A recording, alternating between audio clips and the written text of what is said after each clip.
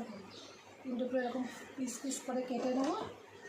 এই কেটে আমি নুন হলুদ মাখিয়ে আমি রোদে শুকাতে দেবো। এটা কেটে নিই আমি। এই কষগুলো এর ভেতরে যে কষটা আছে এগুলো সারা রাত ভেজাও, জলে ভেজে না থাকলে কষগুলো ইয়ে হয়ে যায়। তাহলে মুখে অনেকের নতুন আমঠান খাওয়া মুখে অনেকের কষ লেগে ঘা ঠা হয়, এগুলো হয় না। এগুলো সব কেটে নিয়েছি। এটা ঝাল আচার করবো। তোমার উনুনে দিয়ে না রোদে শুকিয়ে তেল দিয়ে মশলাপাতি দিয়ে হলুদ দিয়ে দিচ্ছি, হলুদ আর নুন দিয়ে এগুলো রোদে আগে শুকাতে দেবো। রোদ আজকে আমি এসেছি, আজকে রোদ করা দেখতে পাচ্ছি না, মেঘে রোদ লাগিয়েছি।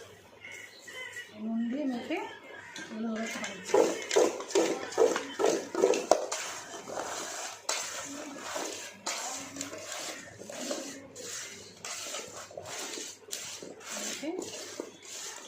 ঢালাই করে নিয়ে যে বন্ধু হয়ে গেছে, আমি যাচ্ছি ছাদে এগুলো দিয়ে পেতে শুকাতে যাবে।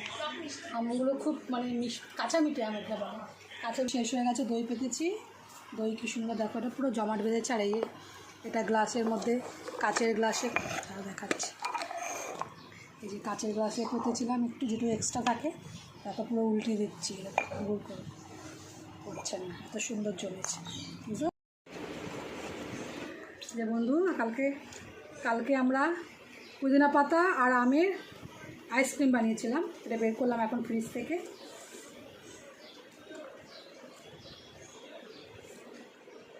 বন্ধু কি বলবো যে কি সুন্দর টেস্ট হয়েছে পুদিনা পাতার আমের। মানে এই গরমে বাইরের থেকে না কিনে একটু বাড়িতে বানিয়ে খান, এত সুন্দর টেস্ট হয়েছে। বাড়িতে বানিয়েছি তো।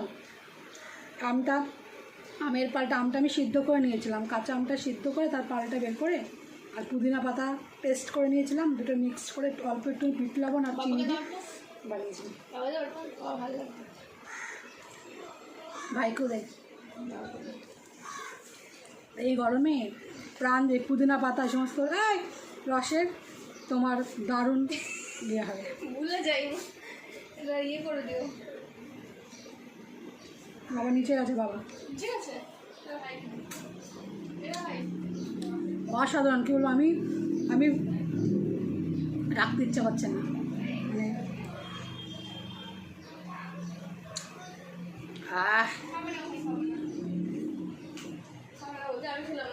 তুই খা, আর ভাই না খেলে, ভাই গলাটা ব্যথা, কত বলছি না ঠান্ডা লেগেছে। যদি এখন না খায় থাকো, ফ্রিজে রাখ।